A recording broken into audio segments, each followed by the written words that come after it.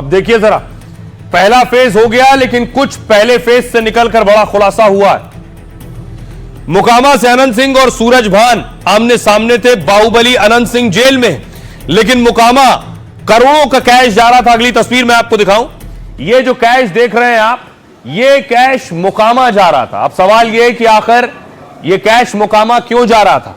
क्या ये सिर्फ एक ब्रीफकेस है जो मोकामा जा रहा था, या ऐसे और ब्रीफकेस मोकामा जा चुके थे? और कितना पैसा मोकामा में झोंका गया है, अब यह पुलिस के लिए तफ्तीश का विषय है। देखिए, मोकामा की लड़ाई पहले से ही दिलचस्प है और अब उसमें पैसा भी आ गया है। मोकामा में वोटिंग के बीच 1 करोड़ कैश बरामद हुआ है। गोरखपुर से बिहार के मोकामा यह कैश ले जाया जा रहा था। गोरखपुर में वैशाली एक्सप्रेस से इसे ले जाने की तैयारी थी। एक अटैची में नोटों के बंडल रखे गए। पुलिस ने चेकिंग के दौरान संदिग्ध को दबोचा है। पुलिस आरोपी से लगातार पूछताछ कर रही है और इस कैश का मोकामा चुनाव से कनेक्शन खंगाला जा रहा है। गिरफ्तार आरोपी का नाम मुकुंद माधव है। वो पटना जिले के मोकामा इलाके का ही रहने वाला है। मोकामा में 2 बाहुबलियों के बीच लड़ाई हो रही। अनंत सिंह का मुकाबला सूरज भान की पत्नी से। पहले चरण में यहां कल वोट डाले गए थे। अब कैश मिलने के बाद बहुत से सवाल उठ रहे हैं। इनकम टैक्स विभाग पूरे मामले की जांच में जुट गई है। आइए आपको सुनवाता हूं। मोकामा जा रहे कैश को पुलिस ने पकड़ा है। क्या कह रही पुलिस? एक व्यक्ति संदिग्ध हालत में सूटकेस लिए हुए दिखाई दिया, जिसको रोक करके चेक किया गया तो उसमें 99,09,000 रुपए नगद बरामद हुए। पूछने पर बताया कि यह पैसा उसने गोरखपुर में लिया है और वो मोकामा का रहने वाला और मोकामा लेकर जा रहा था। पैसे का हिसाब किताब अभी नहीं दे पाया। इस संबंध में आयकर विभाग को सूचना दे दी गई है।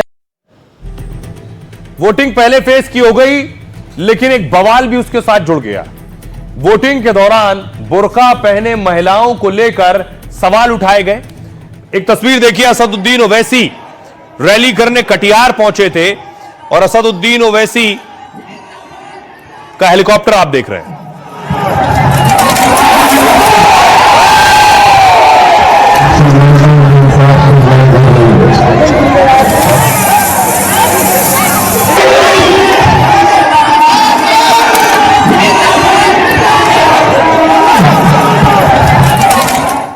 दरअसल बुर्के को लेकर गिरिराज सिंह और अबू आजमी आमने सामने।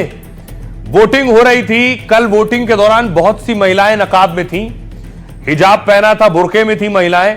और उस दौरान हुआ क्या कि गिरिराज सिंह वहां पहुंचे। ये तस्वीरें आप देख रहे हैं इस तरह। ये अगली तस्वीर है, गिरिराज सिंह को आप देख रहे हैं, वो पहुंचे और उन्होंने सवाल उठाया। सुनिए। आ गई, जिसको उठाना होगा बुर्का उठा ले।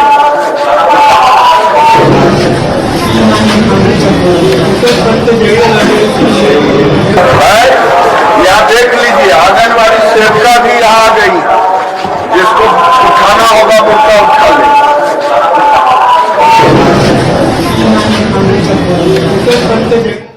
देखिए, केंद्रीय मंत्री गिरिराज सिंह ने बुर्के को लेकर तीखा बयान दिया। उन्होंने कहा, जब लोग एयरपोर्ट पर जाते हैं, आधार कार्ड बनवाते हैं, सरकारी सेवाओं का लाभ लेते हैं, तब बुर्का हटता है। इसके बाद गिरिराज ने साफ चेतावनी दी, गड़बड़ करेंगे तो बुर्का उठाना ही पड़ेगा। हालांकि विवाद के बाद गिरिराज ने सफाई दी। गिरिराज ने कहा, बुर्के को लेकर कुछ भी गलत नहीं कहा मैंने। चुनाव आयोग के नियमों का पालन कराना उनका मकसद है। गिरिराज के बयान पर समाजवादी पार्टी नेता अबू आजमी ने घेरा। देश में सबकी अपनी अपनी आस्था और विश्वास है। गिरिराज सिंह जहरीले बयान देते हैं, फिर भी उनके खिलाफ कोई कार्रवाई नहीं होती है। इस तरह के बेतुके बयान लोगों को बांटने के लिए दिए जा रहे हैं। देश में जो भी बुर्का पहनना चाहे, उसे ऐसा करने का अधिकार है। जहां पहचान के लिए बुर्का उठाना जरूरी होगा, वहां पहचान जरूर की जाएगी। आइए अब आपको सुनवाता हूं, सुनिए जरा गिरिराज सिंह क्या कुछ कह रहे हैं और अबू आजमी क्या कह रहे हैं। चुनाव आयोग ने व्यवस्था दी है, जिसको बुर्का से नाराजगी है तो कानून का राज है। चुनाव आयोग ने कानून बनाया है कि जिसको आपत्ति होगी वो बुर्का दिखा उठा करके। आधार कार्ड बनाने जाती है, वहां कोई शरिया कानून नहीं। रिजर्वेशन के लिए जाती है, कोई शरिया कानून नहीं। एयरपोर्ट जाती है, कोई शरिया कानून नहीं।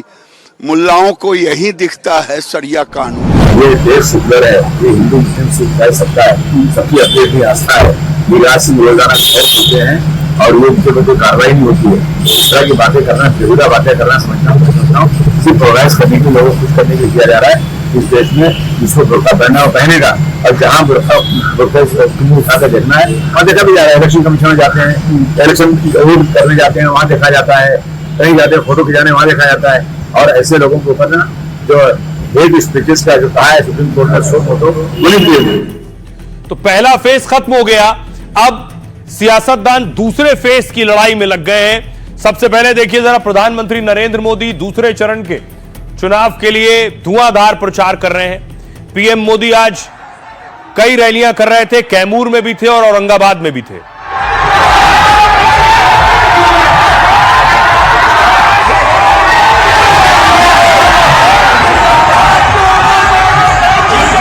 दूसरी तरफ राहुल गांधी आज भागलपुर में थे। राहुल की भागलपुर में रैली थी। राहुल गांधी जब भागलपुर पहुंचे, कैंडिडेट के लिए प्रचार किया।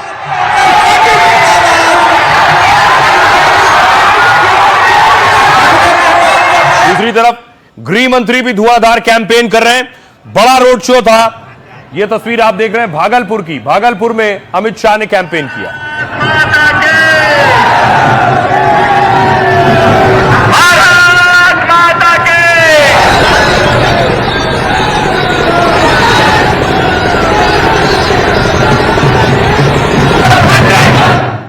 योगी आदित्यनाथ भी बिहार में प्रचार कर रहे थे। योगी की खासी डिमांड है। योगी की ताबड़तोड़ एक के बाद एक रैलियां हो रही हैं। पीछे तो सीढ़ियों में बैठे हुए हैं, पेड़ों पर चढ़े हैं, बाउंड्री वाल के पीछे हैं। फील्ड कम पड़ गया है, मैं जानता हूं फील्ड कम पड़ गया है, पीछे भी है, मैं तो देख ही रहा हूं सब। और पेड़ के ऊपर भी जो लोग चढ़े हैं, सभी लोगों को मैं देख रहा हूं। एनडीए की सरकार बनानी है ना, सभी लोग सहमत हैं ना, तो मेरे साथ बोलेंगे भारत माता की, भारत माता की। जो ये लोग लालटेन लेकर के आज फिर आए हैं, ये लालटेन नहीं, ये डकैती डालने का एक सर्टिफिकेट था इनके लिए, डकैती डालने का सर्टिफिकेट। ये वही लोग हैं लालटेन की धुंधली लाइट में बिहार में जातीय संघर्ष करवाया था। यानी 5 के पहले इन्होंने चारा हजम किया और अब आए हैं आपके राशन को हजम करने के लिए। तो पहले चरण के बाद दूसरे चरण में सियासी तीर और तीखे और पैने हो रहे हैं। देखिए, प्रधानमंत्री नरेंद्र मोदी ने कहा बिहार में दूसरे चरण के लिए घमासान तेज है। 11 नवंबर को 20 जिलों की 122 सीटों पर वोट डाले जाएंगे। दूसरे चरण के लिए आज धुआंधार प्रचार भी हुआ है। पीएम मोदी ने औरंगाबाद की रैली में आरजेडी को घेरा है। रोजगार के मुद्दे पर तेजस्वी पर सीधा हमला बोला। ये लोग जमानत पर बाहर हैं, ये रोजगार नहीं दे सकते हैं। पहले चुनाव में बूथ लूटे जाते थे, गोलियां चलती थी। मोदी ने एक बार फिर जंगलराज पर आरजेडी को घेरा। भागलपुर की रैली में राहुल का मोदी नीतीश पर हमला था। बिहार को हिंदुस्तान का मजदूर बना दिया है, हमारी सरकार बिहार में फैक्ट्रियां लगाएगी। राहुल ने एक बार फिर वोट चोरी का आरोप लगाया कि हरियाणा की सरकार वोट चोरी से बनी है। गृह मंत्री अमित शाह ने भागलपुर दंगे का जिक्र किया। शहाबुद्दीन के बेटे ओसामा को लेकर आरजेडी को घेरा है। अगर ओसामा जीतेगा तो भागलपुर में दंगे होंगे, अगर बीजेपी जीतेगी तो भागलपुर में विकास होगा। सीएम योगी ने आरजेडी कांग्रेस पर जमकर निशाना साधा। आरजेडी शासन में 60 से ज्यादा नरसंहार हुए थे, 30,000 से ज्यादा लोगों का अपहरण हुआ था। इनका लालटेन डकैती का एक साधन था। इन्होंने लालटेन का तेल भी लूटा था, बिहार में अंधेरा किया था। तेजस्वी ने एनडीटीवी से खास बातचीत में बड़ा दावा किया। बिहार की महिलाओं ने एक तरफा मन बना रखा है, तभी तो चुनाव से पहले महिलाओं को 10,000 रिश्वत दी गई है। अगर डर नहीं होता तो 10,000 की रिश्वत क्यों देते? सुनिए जरा क्या कुछ कह रहे हैं सियासतदान। हमने जंगल राज का वो दौर भी देखा है जब बूथ लूटे जाते थे, मतदान के दिन गोलियां चलती थी, बम फटते थे, खून की नदियां बहाई जाती थी, गरीबों, दलितों, पिछड़ों की आवाज कुचल दी जाती थी। मैं चुनाव आयोग को बधाई दूंगा कि प्रथम चरण के चुनाव इतने अच्छे तरीके से संपन्न कराए हैं। हरियाणा का चुनाव चोरी हो गया, मगर बिहार की जनता, बिहार का युवा बिहार का जनरेशन जी यहां पे वोट चोरी नहीं होने देगा। सालों से नरेंद्र मोदी जी और अमित शाह चुनाव चोरी कर रहे हैं। जो लोग केवल होली और छठ में मिलते हैं वो चाहते हैं हमेशा सालों भर उनके साथ रहे।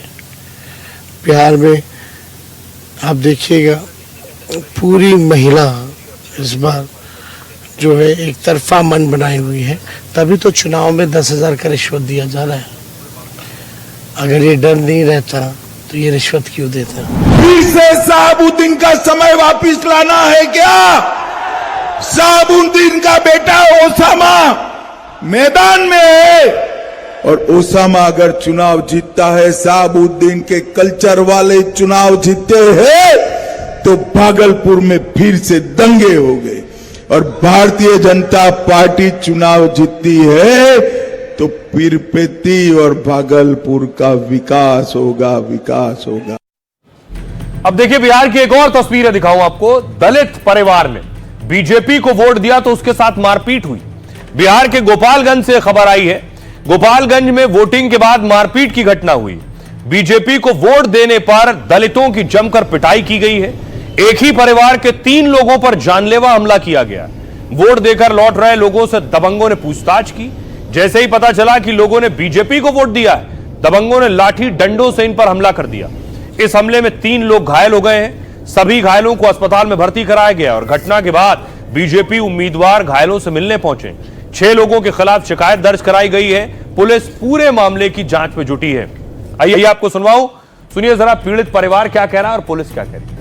पर हम समझाने लगे तो सबसे ज्यादा हमको पिटाई इसी के लिए वोट के चलते। क्या कह रहे थे? वो बोल रहा है कि बीजेपी के तुम लोग वोट देकर आ रहा है। मतलब वोट देकर आ रहे थे तो वो लोग बोला कि कहाँ वोट दिए लोग, तो हम बोले कि जहाँ दिल किया वहाँ दे दिए। हम आपसे बताने से कोई फायदा तो है नहीं कि हम बताएं। बदतमीजी से बोलने लगा, यही तो। हाँ, मारपीट हुआ। 2 पक्षों में मारपीट की घटना की सूचना प्राप्त हुई है, जिसमें कुछ लोग जख्मी हुए हैं। इस संबंध में आवेदन प्राप्त होने पर अग्रिम कार्रवाई की जाएगी।